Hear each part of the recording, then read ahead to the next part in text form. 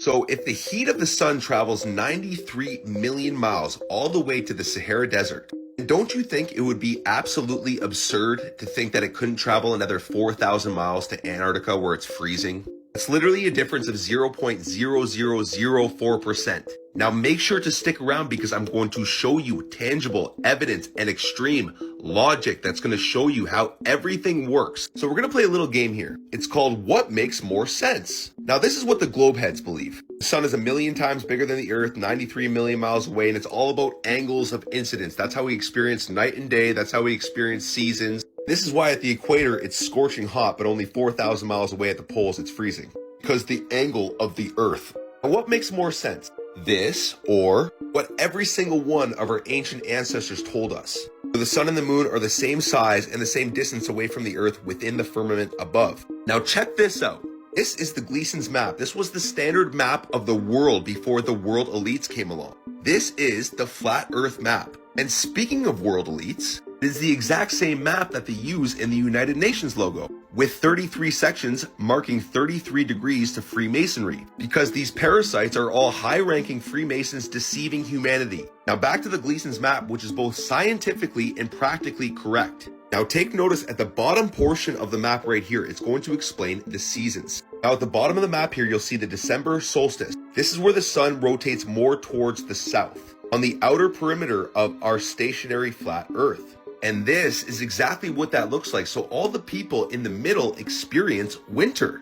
And on the other side of the map, we have the June solstice, where the sun rotates more towards the North Pole, which looks like this. So all the people in the middle experience summer. And then we have the fall equinox, which is in between summer and winter. Now you can validate this yourself by your own two eyes. In the summer, take notice of where the sun sets. I live in Canada. I watch where the sun sets in the summer. As the seasons progress towards the winter, the sun will set more south. This is the North Pole. Everything this way, this way, this way, it's all south. This is why compasses only point towards north, because it's the magnetic center of our stationary Earth. Earth is literally a torus field. Now this is how night and day works on the true model of Earth. It's just like the yin and the yang symbol. Everything was created in complete balance. The sun is masculine, the moon is feminine. Now ask yourself, what makes more sense to you, what I just explained or this absolute nonsense? The sun is 93 million miles away, 1,000,000 times bigger than the earth, and it's all about angles. You're a globetard if you believe that. Light only travels straight, guys. Even National Geographic is showing you perfectly parallel sun rays here. Yet this is actually what we observe with our own two eyes, perfectly angled rays all the time. The sun is clearly local, just like all of our ancestors told us. Use your own mind. These United Nation parasites, these satanic fucking worshipping people have been deceiving you your whole life. The truth will set you free. I really hope y'all can see it, but like, and this is why I believe the earth is flat, because it's like, if you see, it's like it just go around in like a flat circle. It's like, this Lake Michigan. You see how like it just go around in a flat circle? There's no drop off, no nothing. And then the sun is right there in the atmosphere. It's not 60 million miles away, it's right there. So it's literally right there. The sun is right in the atmosphere. In the firmament, and Earth is flat, bro.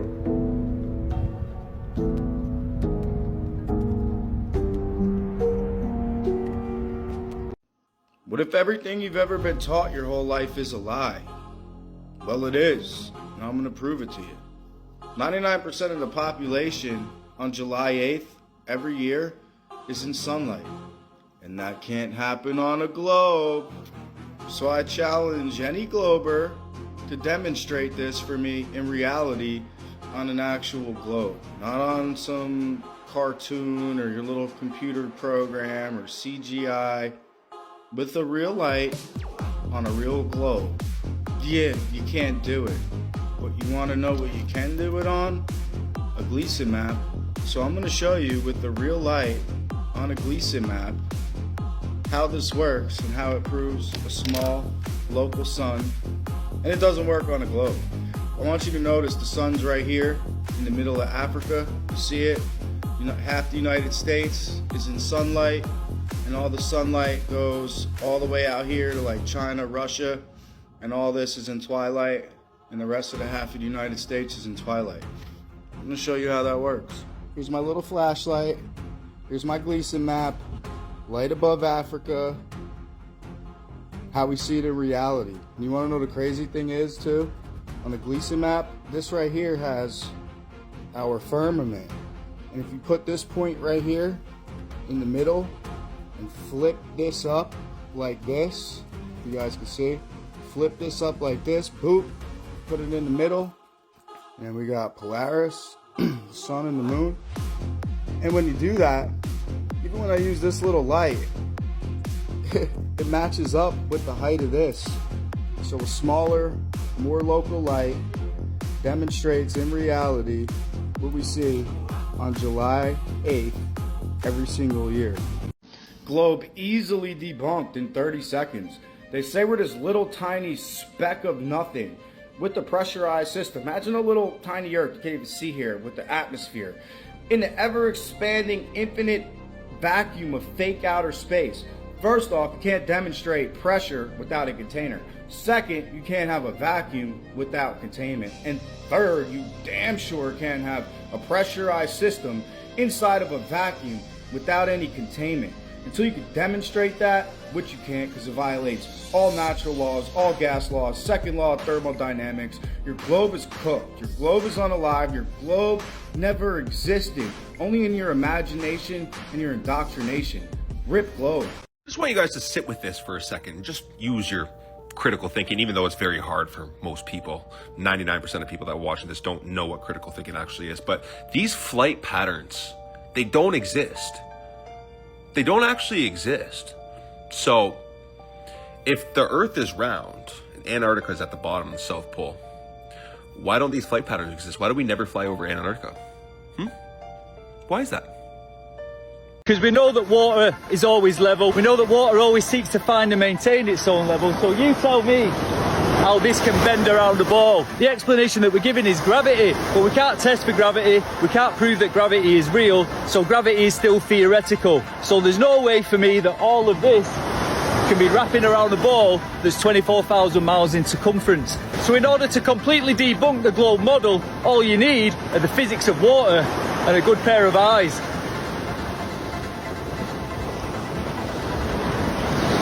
What if they told us that the Book of Enoch and the Apocalypse of Elijah weren't trustworthy sources because they were actually true? And they didn't want us knowing this kind of truth. I've been reading both of them and I don't see no contradiction with the Bible in either of them. I even had AI look for contradictions in both. It evaluated the whole book of each of the books and it couldn't even find a single contradiction between either of those books and the Bible. So why am I even saying any of this? Because I believe the God of this world, the evil one, Satan, has yet again deceived and lied to us once more. Because he knows both of those books gives us a whole lot of knowledge and truth about God. For example, the Book of Enoch teaches us a flat earth, and why does that matter? Satan is a deceiver and a liar, and he wants us to believe in a big bang and a round earth. He wants us to believe that all of this just happened by accident. He wants us to believe that outside of this earth is so big and void and God is so far away from us, when in reality God is just right there on the other side, hence the term, I'll see you on the other side. Why would he try to hide a flat earth from us? What good would that do? Because if he believed in a flat earth, then you would know that all of this was made especially for you. There's no sun in outer space. There's no moon in outer space. It's all local, made just for you. In the Book of Enoch, it says the sun and moon travel through portals, but they're not in outer space like the schools teach us they are. The sun and moon are local, the stars are local, and it was all made by the Almighty God in heaven just for you. He's right there above the earth on the other side. We've never left earth and made it to space. God didn't let them build the Tower of Babel to heaven. Why would he let them do it now? He is the same yesterday, today, and forevermore. He doesn't change. Earth is his footstool. He's right there. He's right on the other side. I could go on and on about the Book of Enoch, but we'll swap over to the Apocalypse of Elijah.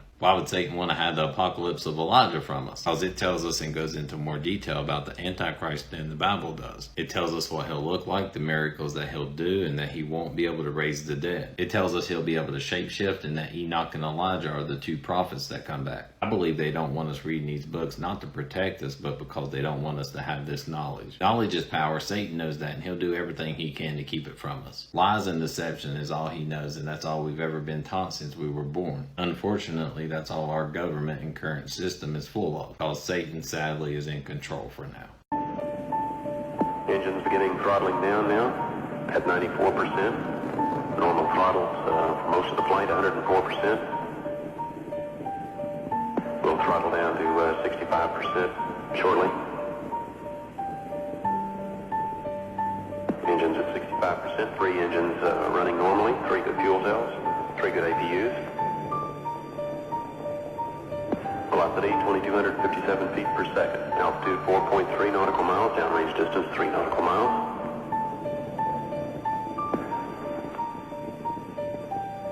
Engines throttling up. 3 engines now at 104%. Challenger, go with throttle up.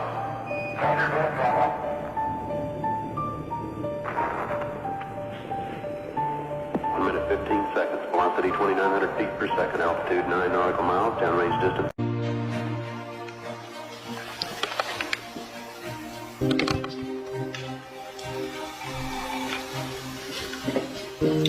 And I'm going to move one of the batteries away from the camera. And the battery has the appearance of going lower and increasing in size.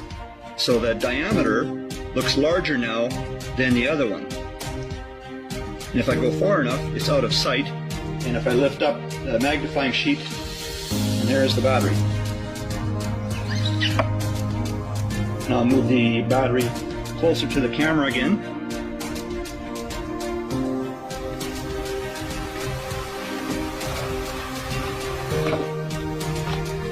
The air, or what is in the air, can cause things to magnify.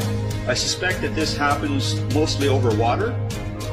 So when you see wind turbines that apparently look like they're partially hidden behind a horizon, study the size of them. You may actually be looking at an optical effect like what I've shown here with. Isn't it strange how when we watch a moving train, the smoke trails behind it because of its motion? Yet when a volcano erupts, the smoke rises straight into the sky, perfectly vertical, even though we're told the Earth is supposedly spinning at over 1,000 miles per hour. When winds hit 130 miles per hour during a hurricane, they tear apart buildings, flip cars, and leave destruction in their path. But on an average peaceful day, we're told the Earth is spinning even faster than that, at over 1,000 miles per hour, and yet we feel nothing.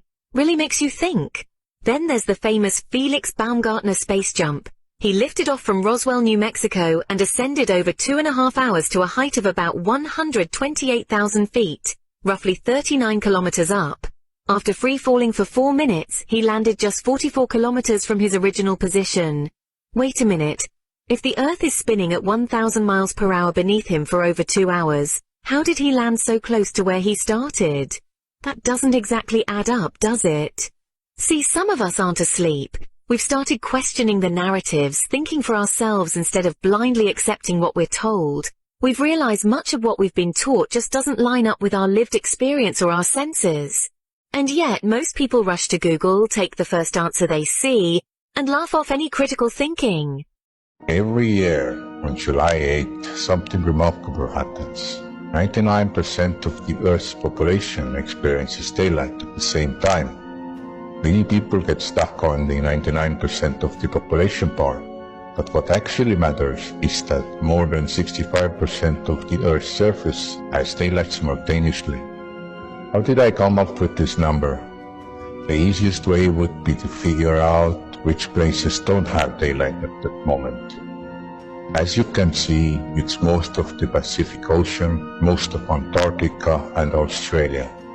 The Pacific Ocean is almost 64 million square miles and covers more than 32% of the Earth's surface.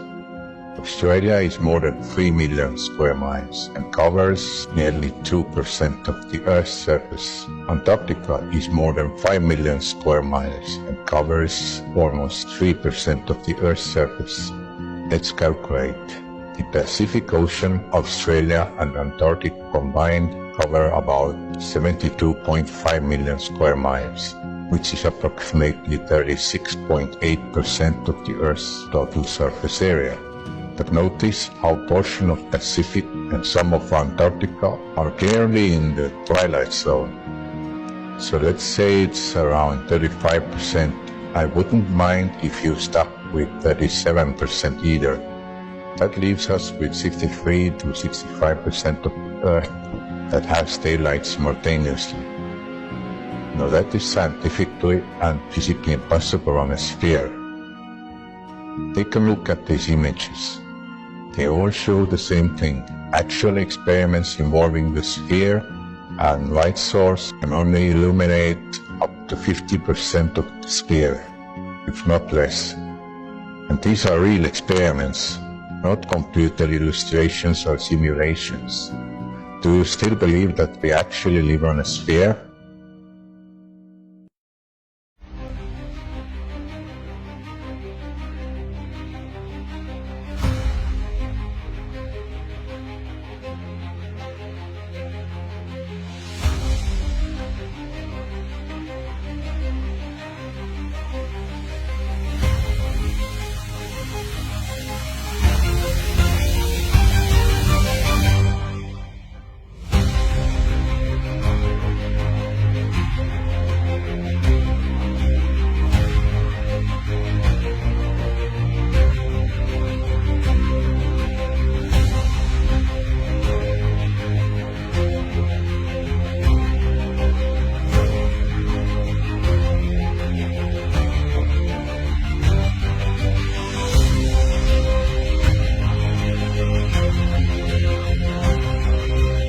The Flat Earth map dates back over 1,000 years. This map is credited to being created by a Persian astronomer. His name was Al-Biruni and he lived between 973 AD to 1048 AD.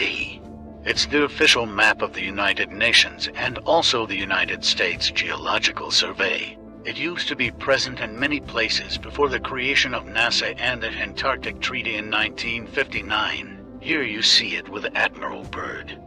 This map has been restored by Dmitry from Russia with suggestions of mine, Idialenkar. Known by my YouTube channel Flat Earth Banjo, I asked Dmitry to include the Bermuda Triangle and Point Nemo, a place deep in the Pacific where NASA buries rockets. Then Robert Tozzi, a professional mapmaker, came along and enhanced the map even more. There are many people now selling this map online, but if you could order it from my online store, I would greatly appreciate it. Visit my online store now and order one of the items. I humbly thank you.